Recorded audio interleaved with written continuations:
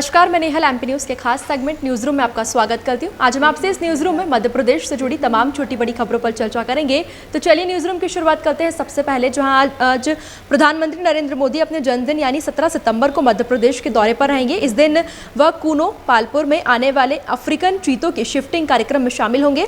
साथ ही पीएम मोदी श्योपुर में महिला स्व सहायता समूह के सम्मेलन को भी संबोधित करेंगे।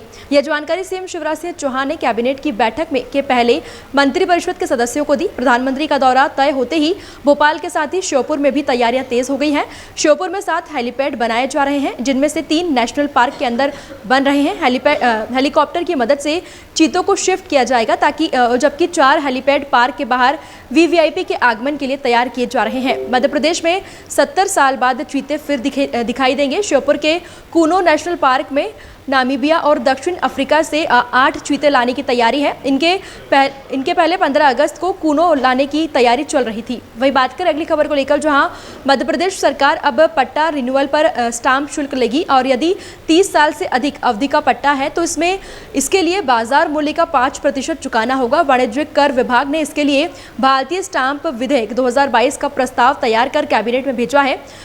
मुख्यमंत्री शिवराज सिंह चौहान की अध्यक्षता में मंगलवार को होने वाली कैबिनेट की बैठक में इस पर फैसला होगा। प्रस्ताव के मुताबिक 1 साल की अवधि वाले पट्टे के रिन्यूअल पर 500 रुपये स्टाम्प शुल्क देना होगा। खास बात यह है कि खनन पट्टों को छोड़कर सभी प्रकार के पट्टों के रिन्यूअल पर यह शुल्क लगेगा। सरकार विधानसभा के 13 सितंबर से प्रारंभ होने वाले मानसून सत्र में भारतीय स्टाम्प विधेयक प्रस्तुत करेगी। आदिवासी वर्ग को साधने के लिए सरकार 2 नई रोजगार देने वाली योजनाएं लागू करने जा रही है। कैबिनेट में मंजूरी के लिए भेजे गए प्रस्ताव में आदिवासियों को स्वरोजगार के लिए बैंक लोन पर ब्याज अनुदान दिया जाएगा। सरकार बिरसा मुंडा स्वरोजगार के माध्यम से विनिर्माण की गतिविधियों के लिए 1 लाख से 50 लाख रुपए और सेवा व्यवस्था से जुड़ी गतिविधियों के लिए 25 लाख रुपए तक की परियोजनाओं को स्वीकृति देगी। वही बात करें अगली खबर को लेकर, जहां मध्य प्रदेश में करीब 13 साल बाद एक बार फिर 5वीं और 8वीं के एग्जाम बोर्ड पैटर्न से होंगे। मध्य प्रदेश माध्यमिक शिक्षा मंडल ने वर्ष 2008 में दोनों ही क्लासेस से बोर्ड पैटर्न हटा दिया था।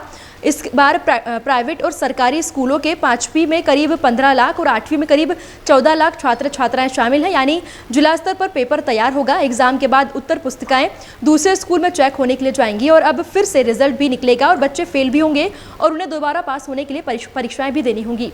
वही बात करें अगली खबर को लेकर, जहां मध्य प्रदेश में ऑनलाइन गेमिंग की जद में आकर मासूमों की जिंदगी बर्बाद हो रही है। माता पिता की मेहनत की कमाई बच्चे ऑनलाइन गेम में उड़ा रहे हैं। कई बच्चे कर्ज में उलझकर आत्महत्या जैसे घातक कदम भी उठा रहे हैं। मध्य प्रदेश सरकार अब ऑनलाइन गेमिंग को रोकने के लिए जुआ एक्ट में संशोधन करेगी। मध्य प्रदेश के गृह मंत्री डॉक्टर नरोत्तम मिश्रा ने बताया कि जुआ एक्ट में संशोधन कर ऑनलाइन गेमिंग पर नकेल कसने के लिए धाराएं बढ़ाई जाएंगी और इस प्रक्रिया को पूरा होने में करीब 3 से 4 महीने का वक्त और लगेगा। और गृह मंत्री नरोत्तम मिश्रा ने कहा कि गैंगस्टर एक्ट में भी कुछ ऐसे ही संशोधन किए जाएंगे। साथ ही उन्होंने राहुल गांधी पर निशाना साधते हुए यह भी कहा कि राहुल गांधी चुनावी इच्छाधारी हिंदू हैं। चुनाव आते हैं तो वो महाकाल के दर्शन करते हैं, नर्मदा और शिप्रा नहाने चले जाते हैं, चुनाव के बाद गायब हो जाते हैं। वही बात करें अगली खबर को लेकर, जहां मध्य प्रदेश में नया सिस्टम बनने से पहले बारिश का दौर शुरू हो गया है। नमी के कारण महाराष्ट्र और छत्तीसगढ़ से सटे इलाकों में हल्की से तेज बारिश हो रही है। दोपहर बाद जबलपुर से लेकर नर्मदापुरम और भोपाल तक बारिश के आसार हैं। इस दौरान तेज पानी गिर सकता है। मौसम विभाग के अनुसार शाम करीब 6 बजे के आसपास कहीं तेज बारिश हो सकती है। इसके अलावा इंदौर समेत ग्वालियर, चंबल, बुंदेलखंड और बघेलखंड के इलाकों में धूप छांव की स्थिति बनी रहेगी। लगातार बारिश नहीं होने से उमस बढ़ रही है।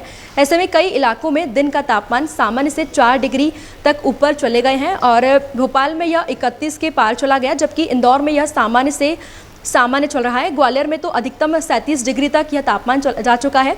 इससे दिन में गर्मी और उमस ज़्यादा सता रही है। अभी 8 सितंबर तक इसी तरह का मौसम बना रहेगा। 9 सितंबर से नया सिस्टम एक्टिव होने की संभावना है। ऐसे में बारिश का दौर फिर से शुरू हो सकता है। फिलहाल अभी के लिए इतना ही। और भी खबरों के लिए देखते रहिए एमपी न्यूज़। एमपी की नब्ज, एमपी का हाल, मध्य प्रदेश की हर खबर एमपी न्यूज टीवी के साथ। लगातार खबरों के लिए सब्सक्राइब करें हमारा YouTube channel MP news TV. Latest updates के लिए बेल आइकन दबाना जरा भी न भूलें।